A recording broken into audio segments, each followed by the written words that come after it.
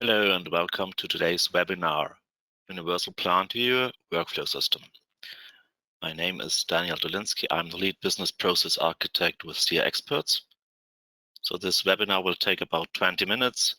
We will have about 15 minutes presentation, and then we have a time window of 5 minutes for questions and answers. So if you have watched this presentation in March, there won't be many differences in here. So you could probably skip this, but if you are interested in the integration of the workflow system in the web services, or you haven't seen the presentation yet, please stay on board and let's go through this webinar.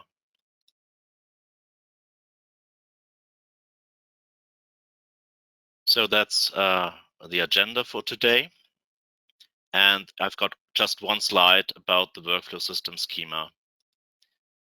So the workflow system stores the state of UPV tree items in a database, including the versioning. So this means when you do modifications to items in UniversalPlantViewer, with the workflow system, you're able to store them in the database, and you can create punch lists and so on, adding metadata. So this means you can use the workflow system for maintenance, cleaning, build-up of the plant, planning, and so on. So it's completely up to you how you configure the templates in the workflow system.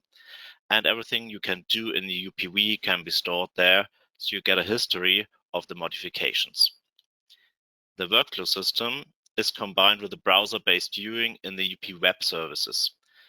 So you don't need browser-based viewing, but we really recommend this because otherwise you wouldn't see what you're doing in the workflow system. And you can also just use the web service as basis service for authentication. So it's also not needed to have the browser-based viewing or the workflow system activated. So if you're interested in the web services, we've got an additional video here about the Universal Plant Viewer in the web browser.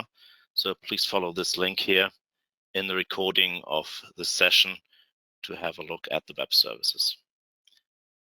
So now let's start with a demo. I just open up my browser. So the web services are running in every modern browser. So you can run this on Chrome, Firefox, Edge, whatever it is. It will be running on your mobile phone, iPad, whatever it is.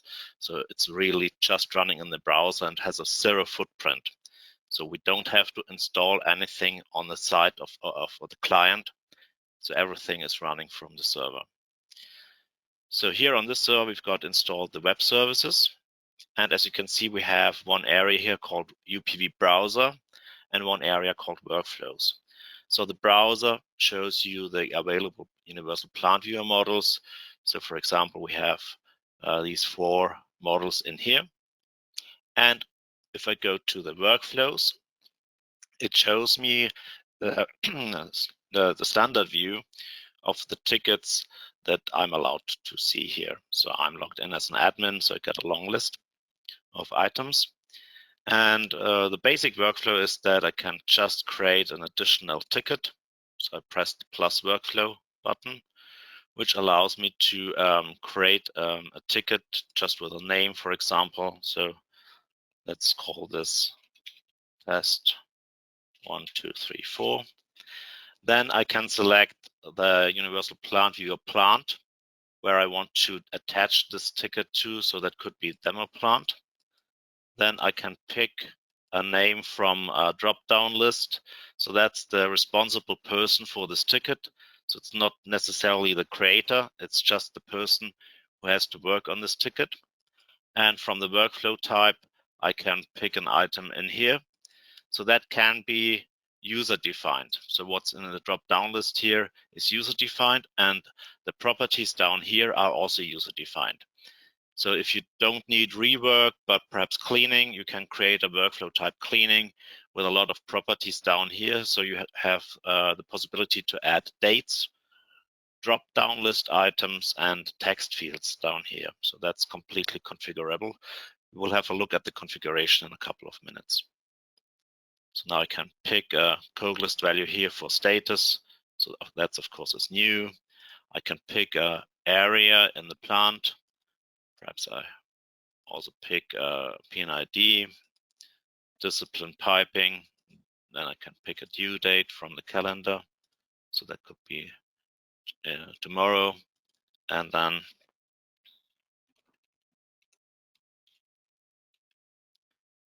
a short note and a long comment. So basically that's it. And then I can press save. And then this gets added to the database. As you can see, it's also adding what I did in this history list. So this gets modified as soon as I modify the ticket. And I can also show the 3D model to do something in here that gets attached to the ticket. So as you can see, I get this additional node in the tree called test 1, 2, 3, 4.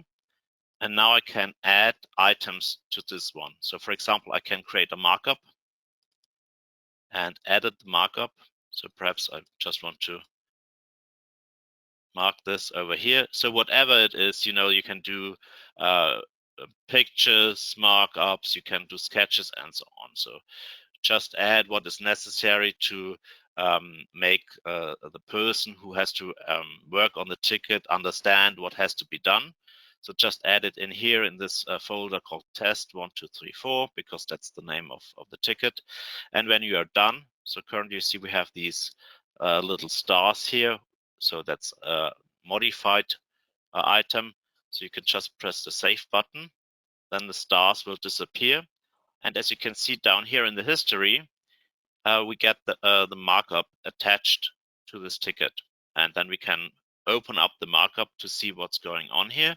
So if somebody else opens the ticket, this person will see what needs to be done just by opening the ticket and having a look here at the items in the viewer.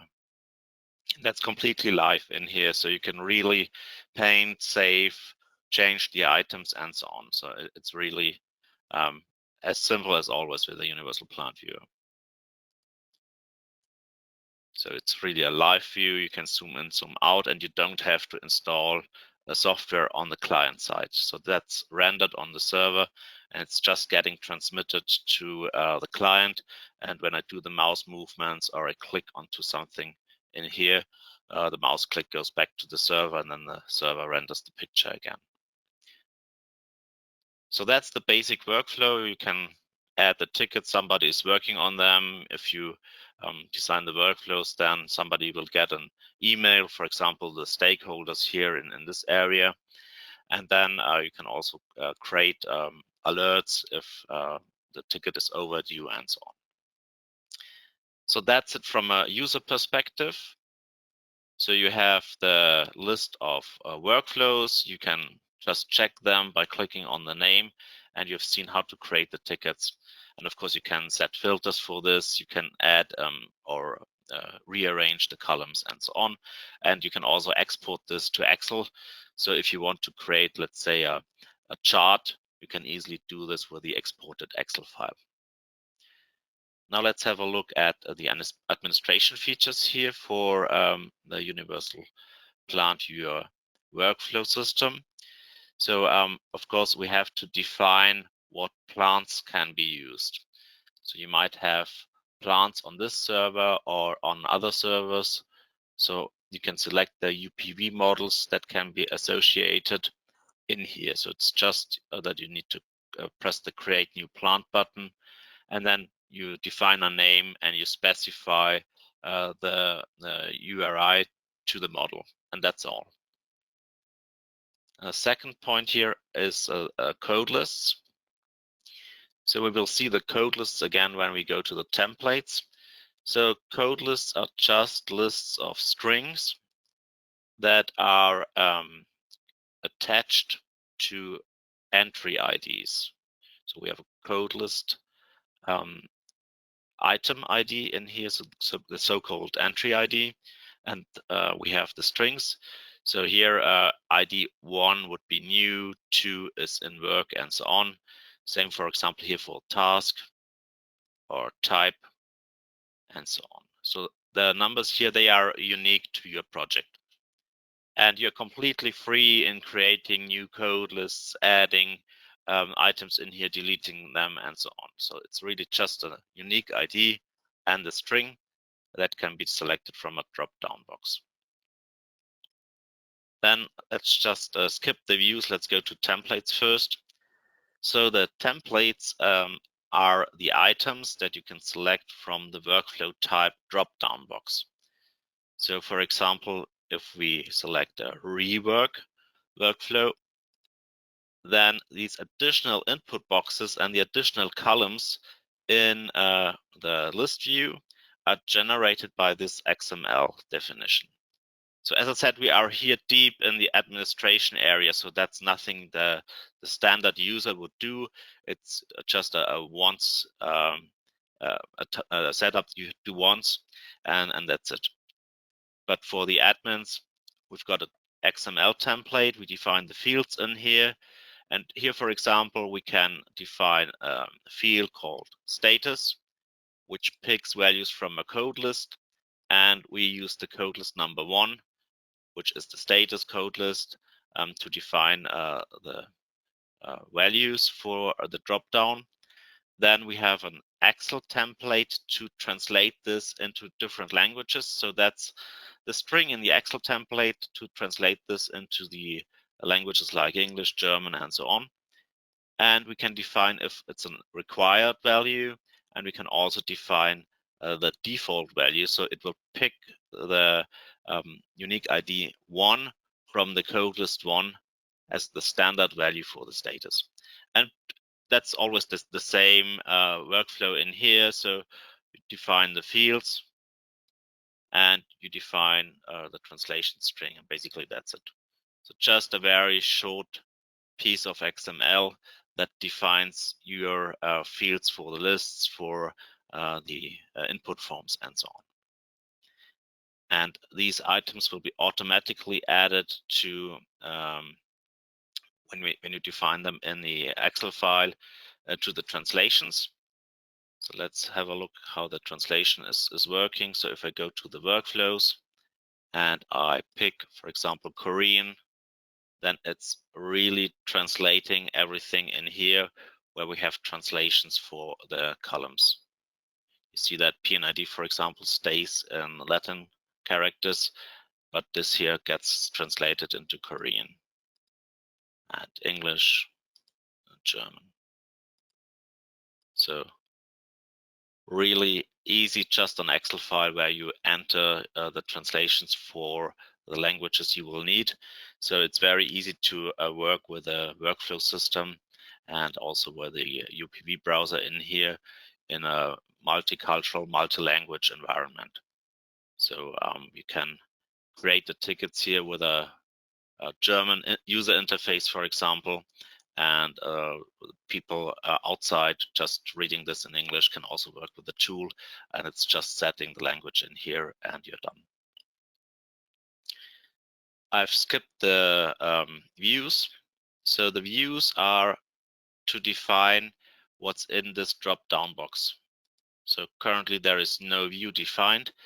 So the views are filter settings that already filter this list. So for example, you could filter all cleaning items for the cleaning personnel. You can filter the piping items for the piping stuff on site and so on. And that's done in the views. So let's go to this configuration over here. As you can see, currently we have no views defined. So I can create the views using the create view button. I just need to enter a name and a so-called OData expression. So OData is a standard format for filtering database columns. So there is a Wikipedia page on this, so it's very well documented. And again, it's something the admin would do. So in here, we need to place an OData expression to filter the items on this list view. So basically that's it. So 15 minutes demo on the workflow system.